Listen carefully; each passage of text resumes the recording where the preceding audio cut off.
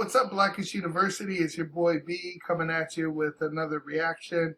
Now, I decided to do it a little different today. Now, what what type of university would we be if we didn't study Malcolm X and Martin Luther King Jr.? And I wanted to just show and react to some of the best Malcolm X moments and just show what the type of person he is. And, keep in mind, Malcolm X was assassinated, right? And you think about that, like, why would you want to assassinate someone? And it goes to what he was saying, his position on things. So without further ado, let's get to it. Malcolm X, his top moments that shocked the world. Martin Luther King Jr. had a dream of African Americans' liberation, while Malcolm X had the plan of achieving the dream. Here is a compilation of Malcolm X moments that shocked the world. Who taught you to hate the color of your skin to such extent that you bleach to get like the white man? Wash it with cocoa butter, right? Who taught you to hate the shape of your nose and the shape of your lips? Who taught you to hate yourself from the top of your head to the soles of your feet? Who taught you to hate your own kind? Who taught you to hate the race that you belong to? So much so that you don't want to be around each other. No, before you come asking Mr. Muhammad, does he teach hate, you should ask yourself, who taught you to hate being what God gave you?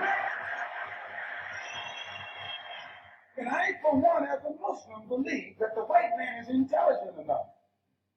If he were made to realize how black people really feel and how fed up we are without that compromising sweet talk. Stop sweet talking. Tell him how you feel. Tell him what kind of hell you've been catching, and let him know that if he's not ready to clean his house up, if he's not ready to clean his house up, he shouldn't have a house. Should catch on fire and burn it down. Yo, that's deep. I'm not a Muslim myself. But you got to appreciate, and you know where he's coming from. And it makes you think of the race riots and looting and protests going on now. And people are so fed up. They're so fed up that they're ready to get aggressive, right? That's what we're seeing with a lot of these riots, and we're seeing a lot more of this. And I shouldn't say maybe aggressive is not the right word, but it's definitely the approach that Malcolm X had, right? It's I'll be peaceful if you're being peaceful. But if we're not being peaceful, just tell me so we're on the same page, because we could do it this way as well. And you gotta respect that. And you think of why they killed this guy, why they killed this brother. Well, what does he represent? He represents an uprising that they definitely weren't ready for at that time. Let's get back to it. We're nonviolent with people who are nonviolent with us. But we are not nonviolent with anyone who is violent with us. When you're in your own nation, in your own land, you're in a position to get justice. But when you're in another man's country, in another man's land, under another man's flag, and under another man's government, and under another man's court system, you have to look to that other man for justice, and you'll never get it. Yeah. That's deep. That's like if you're traveling, right? If you're traveling to China or North Korea, I don't know why you would, but some people do. Hey, I'm sure you've heard of those stories where someone was taking a poster off the wall in the bathroom. They thought it was some cool propaganda they can get back and sell on eBay, right? What happens, right? They're like, you got arrested and you're going to be whipped and jailed for 33 years. You can't look for justice with a justice system that's not yours, right? The whole thing about the U.S. is, I'm protected. There's constitutional rights. There's a constitution, even at the local level, right? There's Miranda rights, and I can move with a certain level of comfort. What Malcolm X is saying is, this is not our justice system. This justice system did not have us in mind. When they were being created. Remember, they didn't even think about us as more than 3/5 of a man, and we had to fight for that, right? So, what is it? Why is it that we think we can get justice through this system? Why is it that we're surprised that we're not getting justice today? with George Floyd, right? With all these senseless murders and crime and police killing, killing people that when they should be arresting people. Malcolm X had this vision. This is decades ago. He was trying to tell the world about what was going on. So, this wise words. Under another man's government and under another man's court system. You have to look to that other man for justice, and you'll never get it. The whites have to be re-educated so that the racism that they have in their heart can be eliminated, and our people have to be re-educated so that we will know how to do something for ourselves instead of waiting for others to do it for us all the time. And it's so funny, too, because, you hear this all the time, right? You hear it with the movements like Black Lives Matter, and you hear people attacking everything, attacking policy, but, I think it's smart for Malcolm X to say we both need to be re-educated, right? Because there's a lot of systemic racism. There's a lot of, we think of critical race theory, right? It's something that's a hot topic right now for politics. But you think about that. We just want people to know our history as black and brown people. We want it included to the history books. But it's just very important what he's saying here, and it's still relevant today.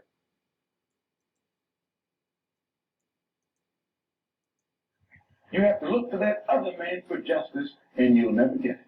The whites have to be re-educated so that the racism that they have in their heart can be eliminated, and our people have to be re-educated so that we will know how to do something for ourselves instead of waiting for others to do it for us all the time.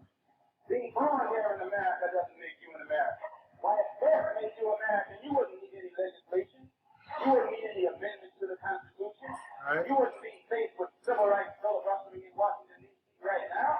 They don't have to pass civil rights legislation to make a pull-out in America. Right? And think about these ideas that are crazy when you really think about them. No, I'm not an American. I'm one of the 22 million black people who are the victims of Americanism. For real. We didn't ask to be here. We were brought here, and now we're... The 22 million black people who are the victims of democracy. Nothing but disguised hypocrisy. So I'm not standing here speaking to you as an American or a patriot or a flag saluter or a flag waver. No, not I. I'm speaking as a victim of this American system. And I see America through the eyes of a victim. I don't see any American dream. I see an American nightmare. Wow, that's deep. And look at the images. Time in history for the separation of the so-called Negroes and the so-called white Americans.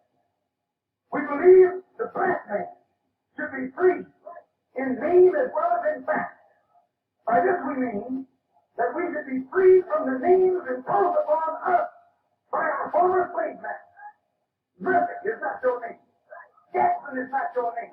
Smith is not your And this has been a movement that's been going on for quite some time.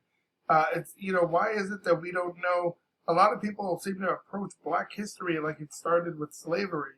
There was so much culture in Africa when people were when they were just disrupted and taken from their birthplace, and they weren't just taken here, which is a huge crime in itself, but it's that loss of history. And it doesn't seem like the United States wants us to know our history and know who we are and really how powerful our civilization was, right?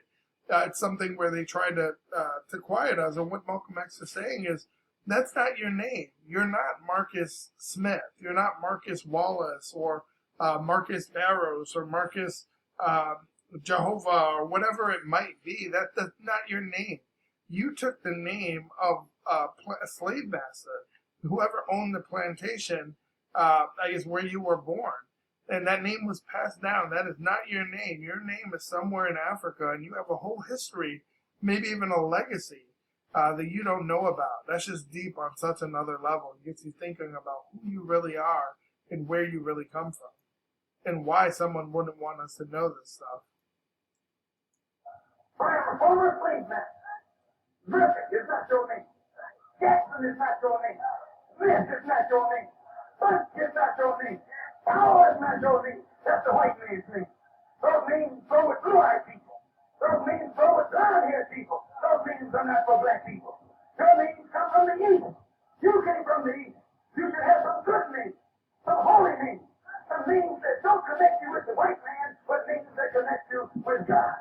Not names that connect you with the devil, but names that connect you with God. Like Hassan, Sharif,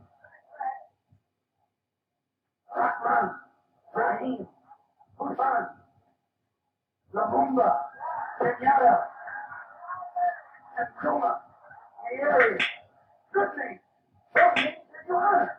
When you walk around here saying your name is Murphy and Johnson and Jackson and that kind of crap, why you don't do nothing but honor the white man. You let the world know who owns your grandfather. When you say Smith, that means some white man named Smith on your grandfather. And that's where you got your name. Names which identified him as being the slave master's slave. We believe that if we are free indeed, we should go in our own people's names, the black people. Our desire, our prayer, that we can have a peaceful, intelligent rally here this afternoon.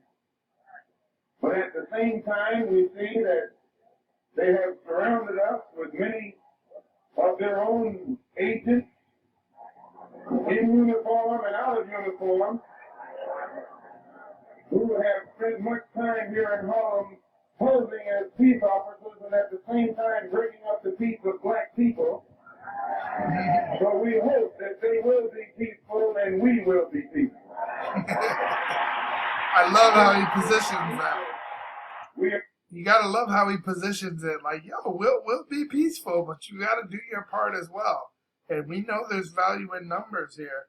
And no wonder why they wanted to assassinate this dude, because he was leading a movement, right? You get people to listen and give them some truth. It's the same reason that years ago they didn't want our people to know how to read. It's something that comes with education and being able to articulate your words. Let's get back to it.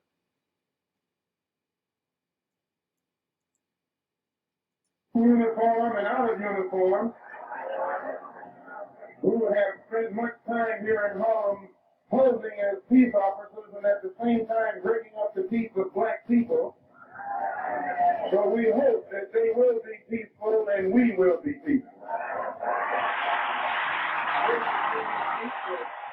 We are here to tell you to love the white man. You have come to the wrong place. And those of you who think that you perhaps came here to hear us tell you to turn the other cheek to the brutality of the white man, I say again, you came to the wrong place.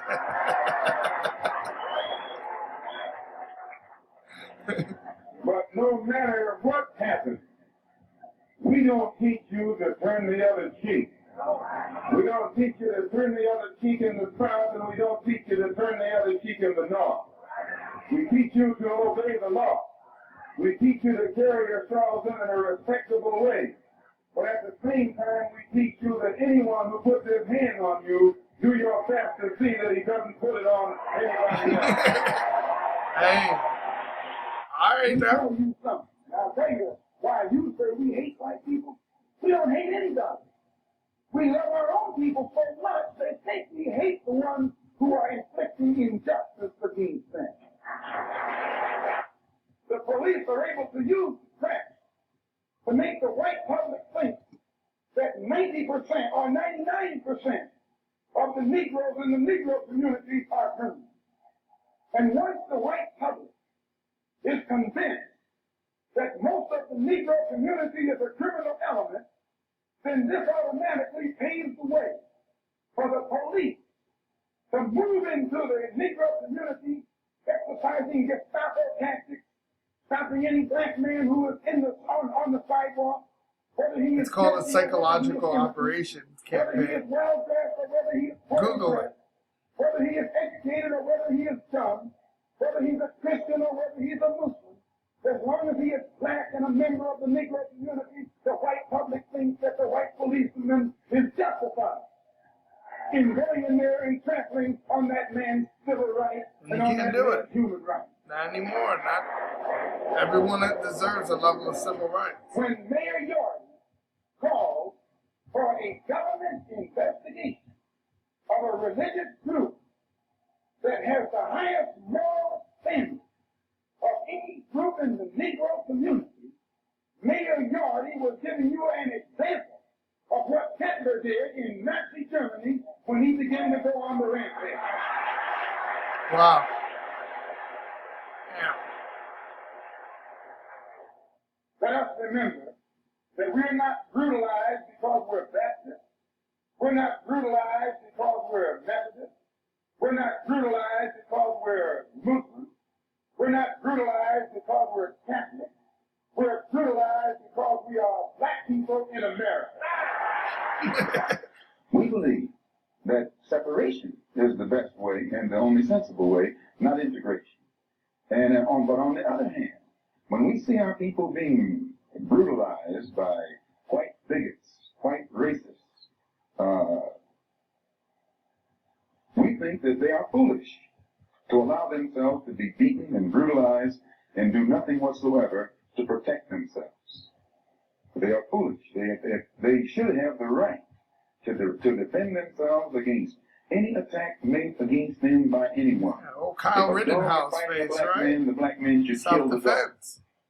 Whether the dog is a police dog, a hound dog, or any kind of dog. If a dog is sick on a black man, when that black man is doing nothing but trying to take advantage of what the government says is supposed to be his, then that black man should kill that dog or any two-legged dog who sits the dog. There'll be a dialogue.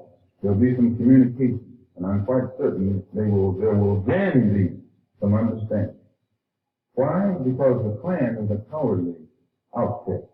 They have perfected the art of making Negroes be afraid. And as long as the Negroes are afraid, the Klan is safe. But the Klan itself is coward. They never come, one of them never come after one of you. They all come together. And they're scared of it. And you sit there, when they put the rope around your neck, saying, forgive them, Lord, they know not what they do. As long as they've been doing it, they're experts at it. They know what they're doing. Yeah, I like his sense of comedy with this to bring out the point. It's slick. No, since the federal government has shown that it isn't going to do anything about it, but talk, then it is a duty. It's your and my duty, as men, as human beings. It's our duty to our people to organize ourselves and let the government know that if they don't stop that Klan, we'll stop it ourselves. And then you'll see the government start doing something about it. But don't ever think that they're going to do it just on some kind of morality basis. No.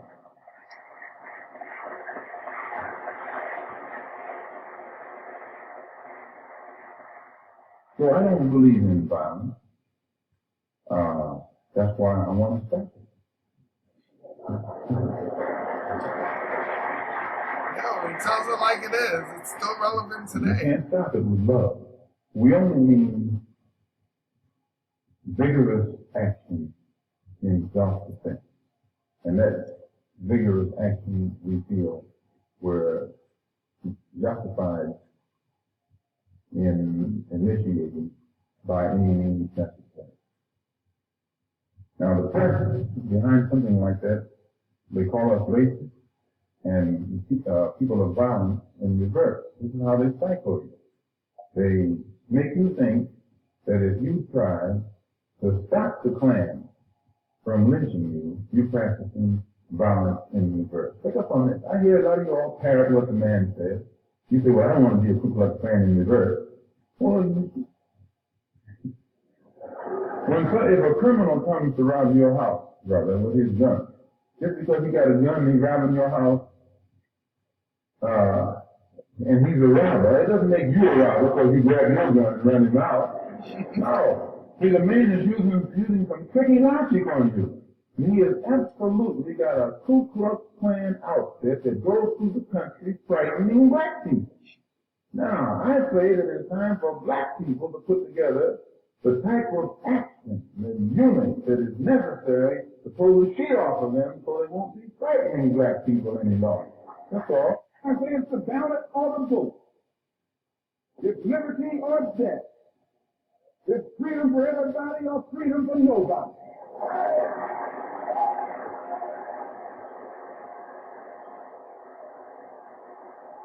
Wow, just look at the movement and think about why did they want to assassinate this man? Itself in a unique situation.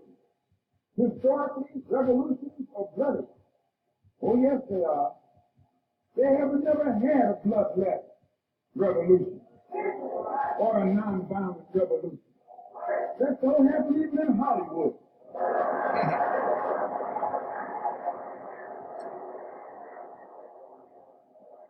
You don't have a revolution in which you love your enemy. And you don't have a revolution in which you are begging the system of exploitation to integrate you into it. Revolutions overturn systems. Revolutions destroy systems. A revolution is bloody. But America is in a unique position. She's the only country in history in a position actually to become involved in a bloodless revolution. The Russian Revolution was bloody. Chinese Revolution was bloody.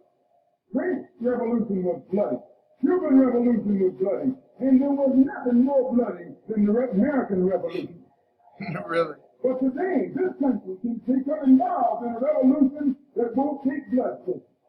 All she's got to do is give the black man in this country everything that's good. Everything. The whites were colonized. They were fed up with this taxation without representation. So some of them stood up and said, liberty or death. So I went to a white school over here in Mason, Michigan. The white man made the mistake of letting me read his history book. He made the mistake of teaching me that Patrick Henry was a patriot. Entire British Empire. And in those days they used to say that the British Empire was so vast and so powerful when the sun would never set on. This is how big it was. Yet these 13 little scrawny states, tired of taxation without representation, tired of being exploited and oppressed and degraded, for that big British Empire, liberty or death. And here you have 22 million Afro-Americans, black people today, catching more hell than Patrick Henry ever saw.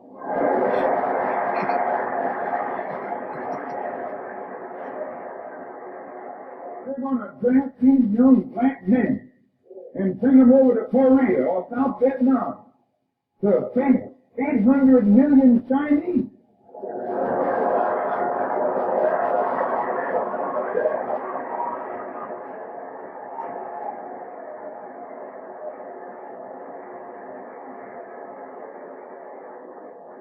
If you're not afraid of those odds, you shouldn't be afraid of these odds.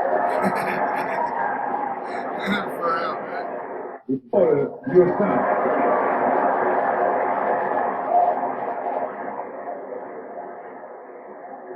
What is your real name? Malcolm X. Is that your legal name? As far as I'm concerned, it's my legal name. Have you been to court to establish the I didn't have to go to court to be called Murphy or Jones or Smith. Excuse me for answering you this way. That's If all a right. Chinese person were to say his name was Patrick Murphy, you would look at him like he's insane, because Murphy is an Irish name, a European name, or the name that has a Caucasian or a white background. And a yellow person, Chinese is a yellow man, and he has nothing to do or no connection whatsoever with the name Murphy. And if it doesn't look proper for a person who is yellow or Chinese to be walking around named Murphy or Jones or Johnson or Bunch or Powell, I think it would be just as improper for a black person or the so-called Negro in this country, as we're taught by the Honorable Elijah Muhammad to walk around with these names. And therefore he teaches us that during slavery, the same slave master who owned us put his last name on us to denote that we were his property.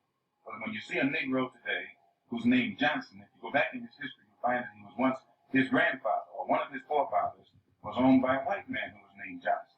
His name is Bunch. His grandfather was owned by a white man that was named Bunch. Would you mind telling me what your father's last name was? My father didn't know his last name. My father got his last name from his grandfather, and his grandfather got it from his grandfather, who got it from the slave master.